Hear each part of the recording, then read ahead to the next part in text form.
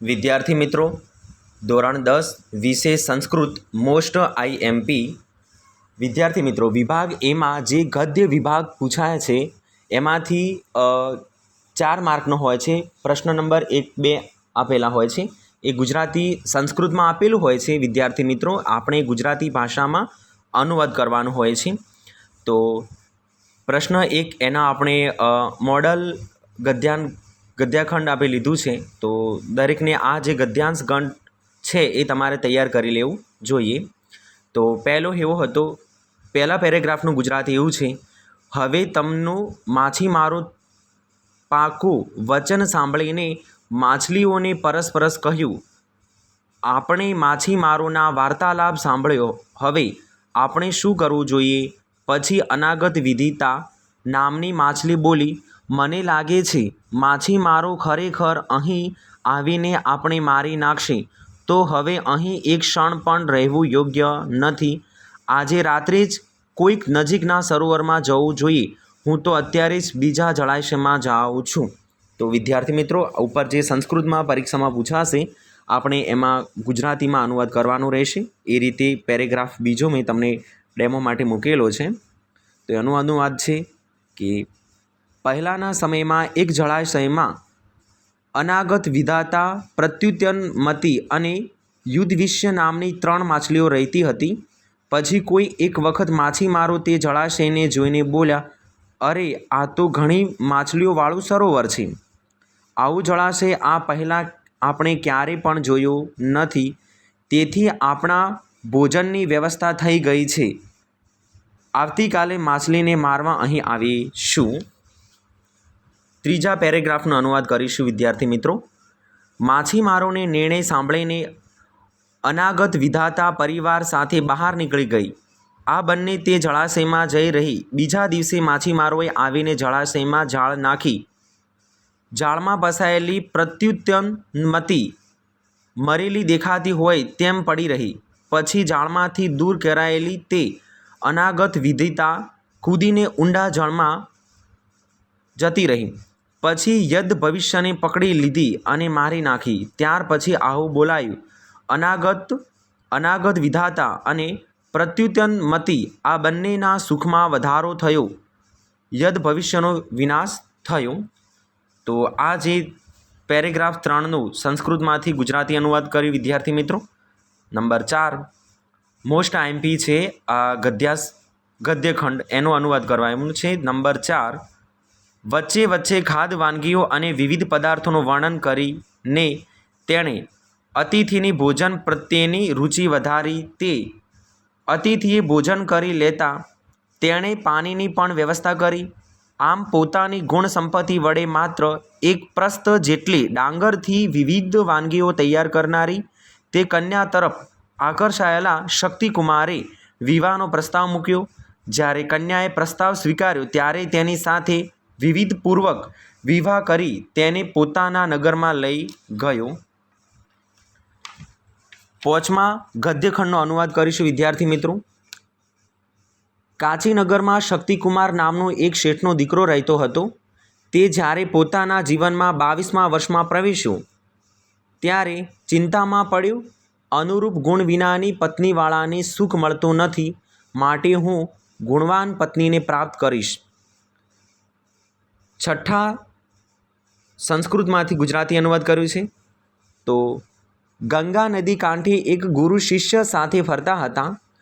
તેમણે પાણીના પ્રવાહ વડે લઈ જવાતા કોઈ લાકડાના ટુકડાને બતાવતા શિષ્યને કહ્યું, આ લાકડા પાણીના પ્રવાહ સાથે સમુદ્રમાં પહોંચશે, પણ જવાના માર્ગમાં કિનારા પરંતુ જોડાણ ભારની અધિકતાને કારણે પાણીમાં ડૂબી જવું, વમળમાં પડવું, તે નદીના પાણીથી વિખૂટા પડવું, એમ 4 વિઘ્નો નહીં હોય ત્યારે જ ગુરુ શિષ્યને આગળ ઉપદેશ આપે છે. આપણે બધા મનુષ્યો પણ લાકડાના ટુકડા જેવા છીએ. આપણું જીવન જ નદી છે. પરિવાર પ્રવાહ રૂપે છે, ત્યાં સ્નેહરૂપી જળ વહે છે. 7મા સંસ્કૃત નંબર આપેલું છે એમાંથી ગુજરાતીમાં અનુવાદ કરવાનું હતું. તો ગુરુએ ઉપદેશ આપ્યા કહ્યું, નદીરૂપી જીવનમાં આહાર, નિંદ્રા, ભય વગેરે તીરરૂપી છે. કિનારાઓ પર જોડાણ એટલે આહાર, નિંદ્રા, ભય વગેરેના સેવનમાં સતત પ્રવૃત્ત રહેવું. હકીકતમાં આહાર વગેરે સેવા યોગ્ય છે, તો પણ તેમાં સતત લાગેલા રહેવું એ વિઘ્ન જ છે. આહાર, નિંદ્રા, ભય વગેરેમાં સતત પ્રવૃત્ત રહેવું એ જો વિઘ્નરૂપ બને તો કાષ્ઠખંડરૂપ આપણે સુખ સાગરમાં પહોંચી ન શકીએ. 8.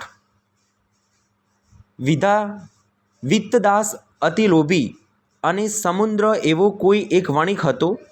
તેનો ફૂટનાથ નામનો એક વાણિયો પડોશી હતો. એક વખત તેણે વિચાર્યું, વિત્તદાસ ધનવાન અને લોભી પણ છે, તેથી તો તેને કેવા કયા ઉપાય વડે ઠગી શકાય. આવું વિચારીને તે ફૂટનાથે એક દિવસ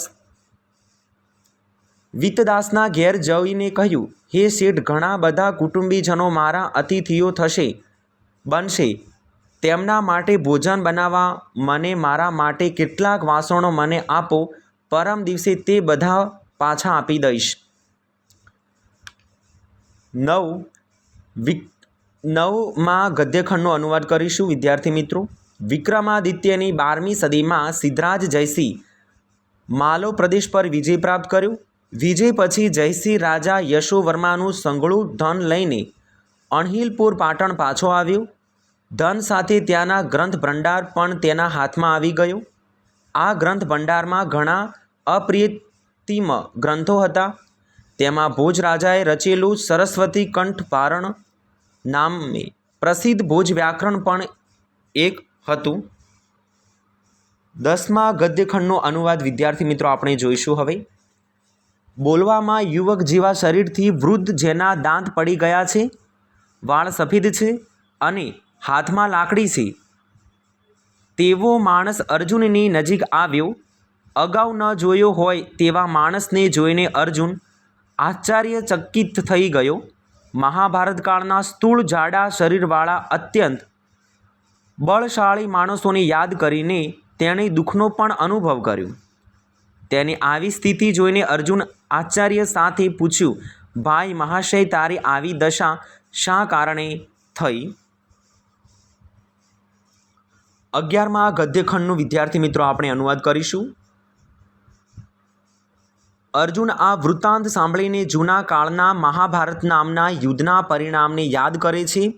તે વિચારે છે કે તે વખતે અનેક લોકોનો સંહાર થયો હતો અને તેનાથી પરિવારો પર અનેક આફતો આવી પડી હતી. પરંતુ જળ, વાયુ, ભૂમિ, આકાશ વગેરે મહાભૂતો તેવા જ શુદ્ધ હતા. તે પ્રાણીઓ માટે પહેલાંની જેમ જ ઉપયોગી હતા. અત્યારે જે હું જાઉં છું તે વધુ શોચનીય છે. શું આ અત્યારે પ્રવર્તલો છે તે મનુષ્યનો જય છે કે પરાજય? વિદ્યાર્થી મિત્રો, 12મા ગદ્યખંડનો અનુવાદ કરીશું હવે આપણે. થોડા સમય પછી તેને તરસ લાગી. તે મહેમાનનો એક અશ્વિન માણસ કરી અશ્વિની માગણી કરીને તે અશ્વ પર બેસીને પાણી પીવા નગરની બહાર આવેલા એક અગાઉના જાણીતા સરોવરે ગયો. ત્યાં જ્યારે તે પાણી પીવા તૈયાર થયો ત્યારે તેણે કોઈક પુરુષનો અવાજ સાંભળ્યો, મહાશય, આ પાણી ઝેરી છે. અત્યારે તે પીવા લાયક નથી. અર્જુને આશ્ચર્ય સાથે તે અગાઉ ન જોયેલા પુરુષને પૂછ્યું, કઈ રીતે આ પાણી ઝેરી છે? પ્રકૃતિએ નિર્માણ કરેલા સરોવરો તો હંમેશા પીવા યોગ્ય પાણીવાળા જ હોય છે. વિદ્યાર્થી મિત્રો, આપણે 13મા ગદ્યખંડનો અનુવાદ કરીશું. તો તેણે વળતો જવાબ આપ્યો, હું આ દેશનો એક સૈનિક છું. વીતેલા થોડા મહિનાઓમાં ઘણા બધા દેશો વચ્ચે પરસ્પર યુદ્ધ થયું. તેમાં વિવિધ પ્રયુક્તિવાળા શસ્ત્રો હતા. તેના કારણોથી જળ, પૃથ્વી, વાયુ, પ્રાણીઓ અને મોટા ભાગનું જગત તેનાથી પ્રભાવિત થયું. હું તમને શું કહું? શસ્ત્ર અને અસ્ત્રમાંથી નીકળેલા પ્રદૂષિત પદાર્થો વડે સર્વ વસ્તુઓ અને અહીંનું પાણી ઝેરી બની ગયું. 14મા ગદ્યખંડનું અનુવાદ કરીશું વિદ્યાર્થી મિત્રો. વાસ્તવિક રીતે આ બધા પદાર્થો પોતાના અસ્તિત્વના રૂપ અને ગુણથી, પ્રકારથી એકબીજાથી જુદા હોય છે.